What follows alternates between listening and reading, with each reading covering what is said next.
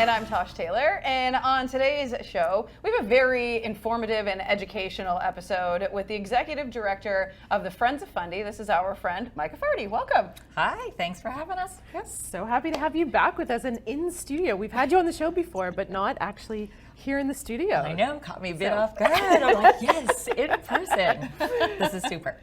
Yeah, and this is going to be, I'm sure, like you said, very informative and very interesting discussion about specifically some things that you guys are doing around tourism development in the Fundy area. I don't know where you want to start. It's a big topic. Share some of the great work that's been happening throughout the region, for sure. Okay, so let's talk about how Friends works together with this other program. It's a partnership, actually, is what it is. Well, who is the partnership between to create the Rural Upper Fundy Partnership? Sure. Probably helps to go back a little bit. Yeah, please do. So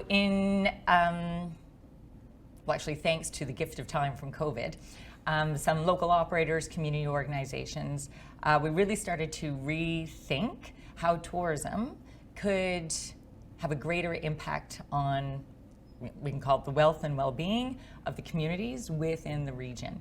So for us, for Friends of Fundy and some of the groups that we're working with, when we talk about the region, we're looking at the communities, so the new municipalities of Fundy, Albert, up through the rural communities around Waterford into the town of Sussex, and down through, including now the community of St. Martin's, which is a part of Fundy St. Martin's. And when we began this work in 2021, it was the municipalities of Hillsborough, Riverside, Albert, Alma, up to Sussex, and then the municipality of St. Martin's.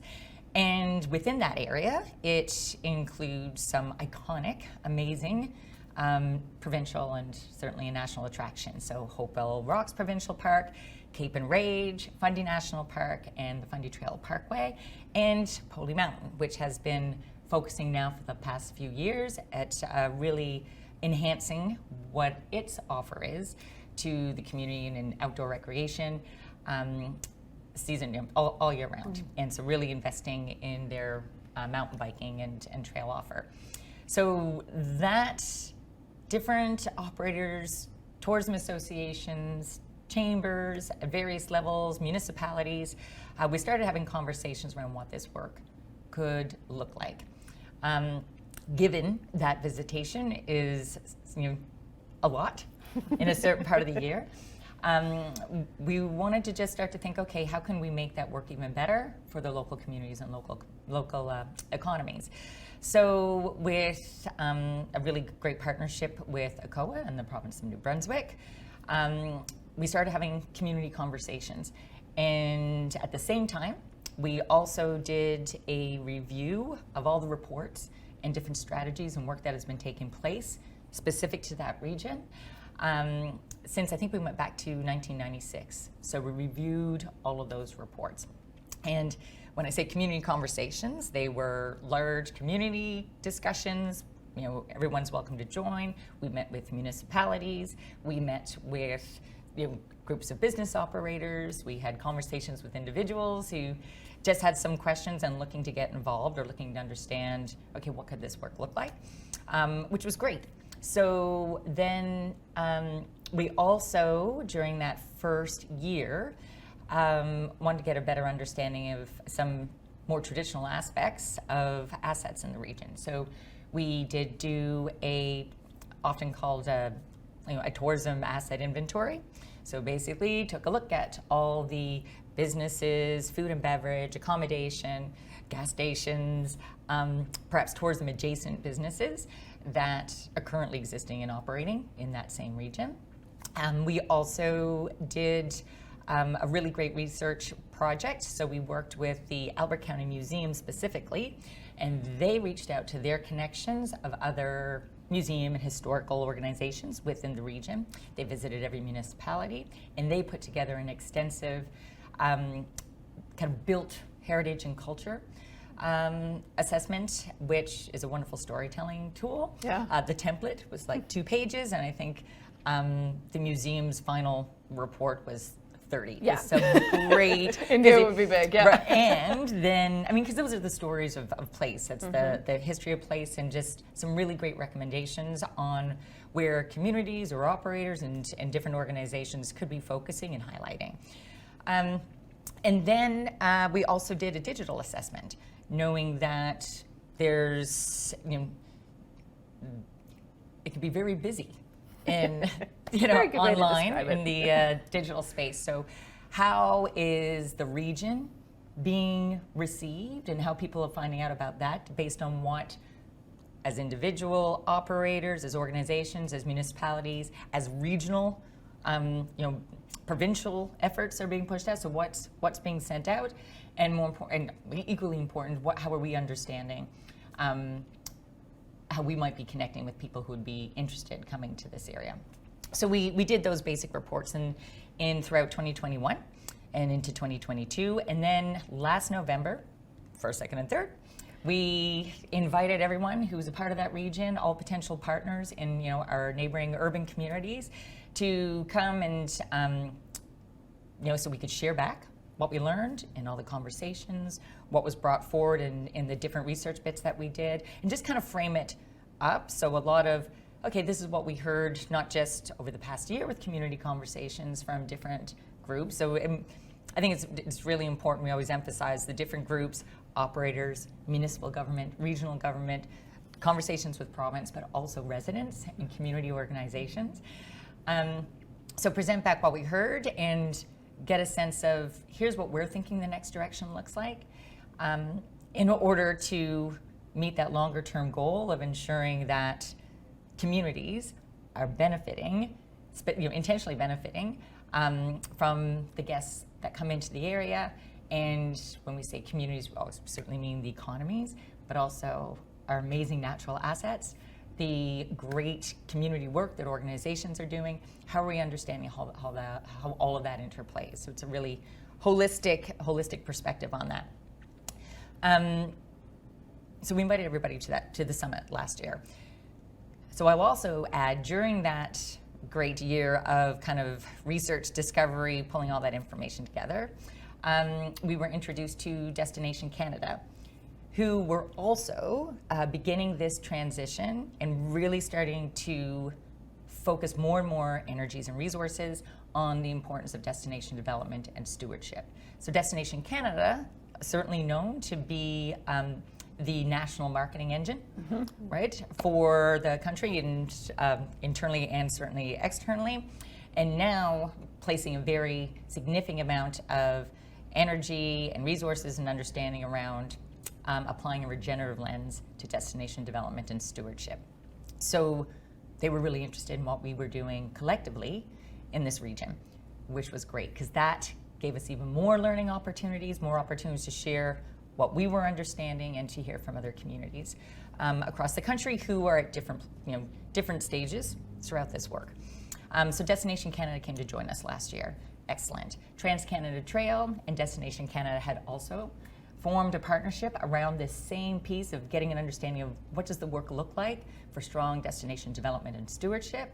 So excellent. Trans-Canada Trail came and joined us as well, and we've been partnering with them for a while, because obviously our region is rich in trails for outdoor adventure, for community wealth and health and recreation, and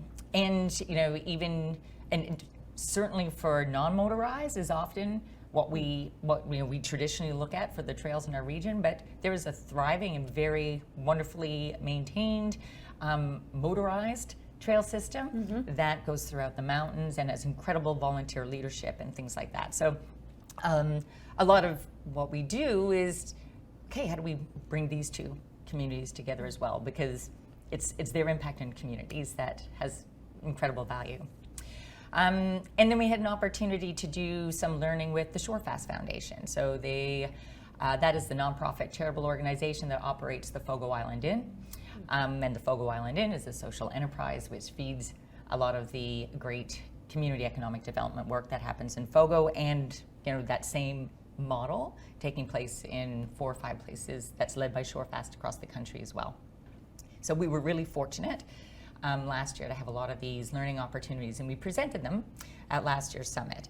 And from there, really got wonderful input, feedback, and more participation from communities to be, here's how we want to test out some small pilot projects or prototypes to see how we can build tool sets to help us make that transition to destination development and stewardship. So next week at the summit, again, November 1st, 2nd, and the morning of the 3rd, it's about sharing back, here's what we've learned since then, not just on our own as a region, but also with some really great partnerships provincially and nationally. And all to really, finalize and start implementing that strategy that certainly will have benefit to the region, but our neighboring partners in the province, and to be a model, certainly in Atlantic Canada and beyond, for what this work can look like.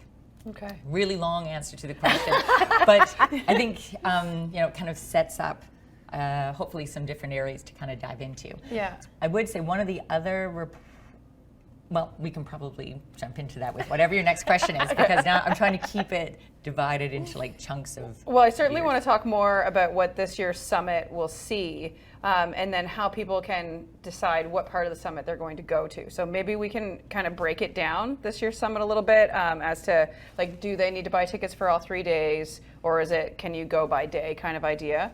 Okay. So there's a registration, the ticket fee for the whole piece. There's different prices depending on if you're an operator, depending on if you're a community organization, nonprofit organization, or if you're a larger entity that's coming to join. So that is all, tickets are on Eventbrite, and you can get there through the Rural Upper Fundy partnership page. You can follow Rural Upper Destination Development just on Facebook. And we've been pushing it out quite a bit as well. So, but we've also made it super affordable. And the overall encouragement is, if at all possible, come join for all of it. Right. Because we're weaving a story throughout that. The amazing folks that we have coming to speak have also been on the same kind of learning path. And then our role as the partnership is ensuring that we can use that great learning for our own work here on the ground, and really start to enhance existing partnerships, strike up new partnerships in order to move forward and build out the work. And again, with the guidance of what larger entities such as Destination Canada and Trans-Canada Trail are also learning about their role. What's our role as community? What's municipal role? What's larger national organization role? And then really focusing on specific projects, but having them all kind of integrated together. So that's the easiest way to connect with the event next week. But it'd be helpful to talk about the agenda and who's... Yes, absolutely it would. Okay. So our first day, so we've been, since the beginning of this, working with some amazing practitioners, where we refer to them as practitioners because they are actively learning along with us, but certainly providing guidance based on their expertise. But their level of engagement and working through as we're learning and developing as we go has been excellent. So Lisa Rabluck, her organization, her business is called Wicked Ideas. She is a leader in certainly Atlantic Canada and on the national scene with B corporations, so doing business for good. And Lisa's expertise is really looking at reframing, thinking about working through complex issues, complex problems, and so what she calls wicked problems needing wicked ideas. And then we've also been working with Jamie Gamble. So from Imprint Consulting, Jamie does great stuff all over the world in really understanding complex issues, working through systems change. Measurement and evaluation is his main focus. So with their guidance and support, we've looked through all of the work that's taken place this year, and Jamie's going to be presenting a lot of that, but not kind of death by PowerPoint. We will be exploring what we've learned and everybody's experience through community panels.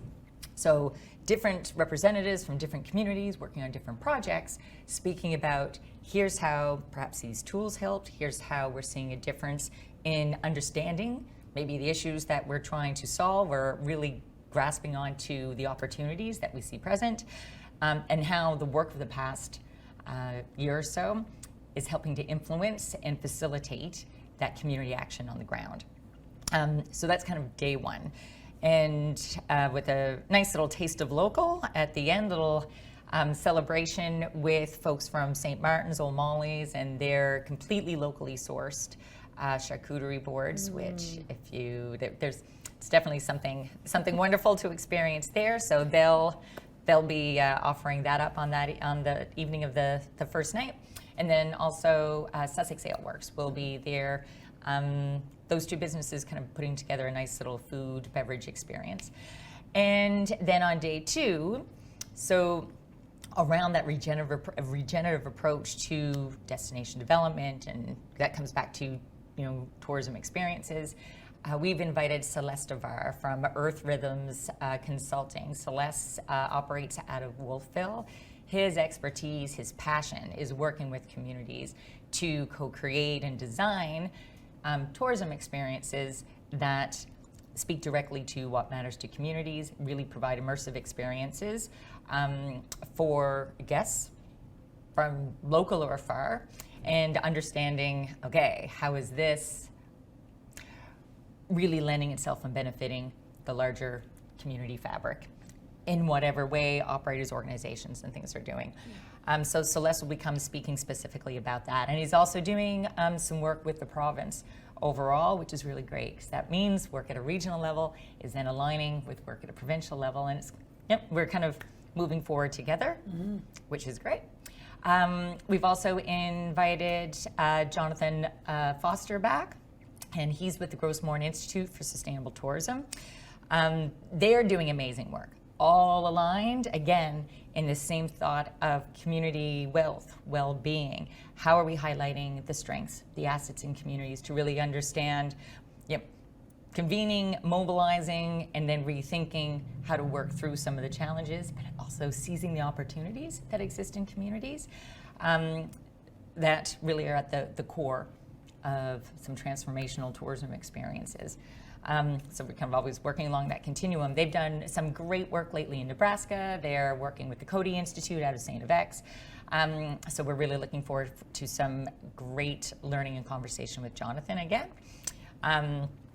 He presented last year, and so this is a whole now rehance. This is what we've been working on, kind of bringing that back to folks, which is great. We will also be inviting Vanessa Pisani. So she is with New Venture. She does some great work with the Pondish Bonde Center. And we're going to be tapping into Vanessa's expertise on social enterprise. So all along, when we talk about local economies, community economies, when we talk about engagement, we also want to be coming up with some different tools to help communities act on their great ideas. And social enterprise is a great business model that whether it's a for-profit or community organization or partnership, that can really help in bolstering local economy. So we want to make sure that operators, community organizations, residents that are participating have an understanding and how to access those different types of tools. And then we have a little bit of workshopping so everybody can kind of lean in to whatever aspect we've heard about over the day and a half to learn more to how it may be applied to their own experience. And then, working directly with operators to, probably refocus a little more about, okay, based on what their experience is in the region, based on what maybe their year or previous years have been like, what they're looking at in the future, what specifically can we be focusing on, or find support to help with. Maybe it's the tools that are there, maybe it's access to more information, to support those types of partnerships. And really, we know, operators that are in the community, businesses in the community, they live in the community, right? That's their primary focus in terms of, I have a business and it contributes to the community that I care about. So that's kind of the overall 2.5 days that we've been planning. So. Okay. Okay, I have my next question. We're gonna come back to like getting tickets and stuff like that at the end of the show, but what comes next? So you've got another year between next year's summit. So what's the plan for you guys at the partnership, and how you guys are working together to create stuff for summit number 3? Sure. Okay. So recognizing that the summits aren't the goal, the summits are the really okay. Let's really bring everybody together around what we've learned. So some of the stuff that I shared Jamie will be presenting on day 1 is around some different tools, some prototypes. Tosh, you're really familiar with the Driftscape app. When we trying to start to incorporate a tool that can help us learn how people are traveling through the region. So we use the Tales of the Fundy Tides. And so we'll be sharing back about what we learned on that piece. And based on that, how we're recommending that tool gets used to do work moving forward. We also, and that tool came from a partnership with Sussex. So we're building on some great ideas that Sussex was doing. Okay. We also did a little prototype kind of trial on a ambassador program using JPrep, so an online learning app. And this is what Poley Mountain has been using and found really effective. So again, we leveraged the relationship that Poley Mountain had with this Canadian company, added on, it has some business compliance that is New Brunswick specific, some modules there, but we built out an ambassador program to also help community organizations, frontline folks that are working in business have a better understanding and be able to share more about the region. So we piloted that or prototyped that, have a little bit of information, we'll be presenting that back with here's our thoughts on how that can be used moving forward. We also completed a Green Step audit on the region. So Green Step is a firm out of BC. They do incredible work in terms of let's understand where we are at through a sustainability lens region-wide. So that's everything from community engagement, from asset conservation, protection, development, waste management, partnerships. So we have an extensive report with some recommendations that we'll be sharing back at the summit to say, and here's how we see building this out. Yeah. So the long term, the next year, we'll be reflecting really kind of scaling those different tools to work towards the bigger goal of creating a partnership. So actually now activating the partnership around destination development and stewardship starts at the community and builds out. So it will look, that is the actual work that will be taking place, plus some other pieces that we've heard. And then kind of in the short term, I spoke earlier about those partnerships with Destination Canada, Trans-Canada Trail. We've got a really busy October, November. We've been asked to head out to Saskatoon to speak at the Go Media Conference by Destination Canada, just as one of the areas throughout the country who's actively working through this to really transition to doing destination development differently. So the partnership, there'll be a group from the partnership that is, we've been invited to go to the International Symposium for Destination Development and Stewardship. I feel I'm saying that a lot. So we'll be heading there the week after the summit. When we come back, we'll be kind of doing a little learning panel discussion at the Tourism Industry Association of New Brunswick. And then following that, we've been asked to go do a little bit of a presentation on the same thing for the Tourism Association in Canada. So that'll be back in Gatineau. Wow. Yeah, that's a lot. Yeah. And for people who might want to go to the summit, Yes. how do they get tickets? So it's so easiest on Facebook, so the Rural Upper Fundy Partnership, and every link there is going to send you to the Eventbrite. That's the easiest way. If there's any challenges, you can contact Friends of Fundy, office at friendsoffundy.ca, and we can follow up that way. And it's in Sussex at Poley Mountain, right? It is at Poley Mountain Resort. Okay. Yes. Excellent. Fantastic. Thank you so much for coming on the show again, Micha. Sure. Yeah, it was great. Thank you.